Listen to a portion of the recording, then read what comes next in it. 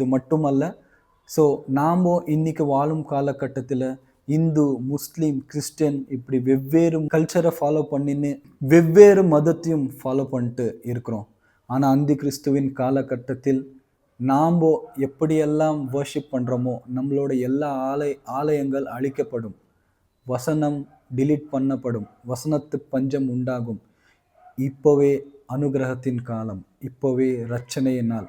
முடிந்த அளவுக்கு ஒவ்வொரு நாளும் பைபிள் வாசிங்கோ. ஒரு காலத்தில் பைபிள் நம்ம எல்லார்கிட்டேருந்து பறிக்கப்படும். அந்த கிறிஸ்துவின் காலத்தில் நீங்கள் டவுன்லோட் பண்ணோன்னு நினைக்கிற கூகுள்லேருந்து கூட அது டிலீட் ஆகும். முடிந்த அளவுக்கும் இந்த வீடியோ மூலியமாக நான் எல்லாரையும் ரிக்வெஸ்ட் பண்ணுற ஒரே விஷயம் என்னவென்றால், ஆண்டவராக இயேசு கிறிஸ்துவின் வருகை மிக சீக்கிரமாக இருக்கிறது. அவர் சொன்ன எல்லா விஷயங்களும் அதிகாரபூர்வமாக நிறைவேறி கொண்டிருக்கிறது. ஏதோ பைபிளில் கதைகளோ கப்சாக்களோ கவிதைகளோ எழுதியிருக்கிற ஒரு புத்தகம் அல்லங்க.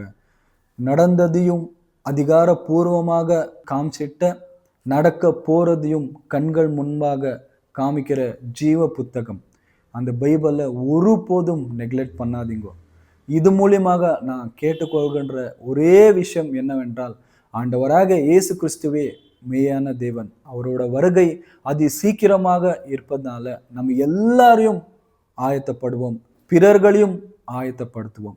முடிந்த அளவுக்கும் இந்த வீடியோ உங்கள் ஃப்ரெண்ட்ஸ், உங்கள் ஃபேமிலி, உங்கள் கொலீக்ஸ், உங்கள் நண்பர்கள், சுற்றி இருக்கிற எல்லா அந்நிய ஜனங்களுக்கு இந்த வீடியோவை ஷேர் பண்ணுங்க.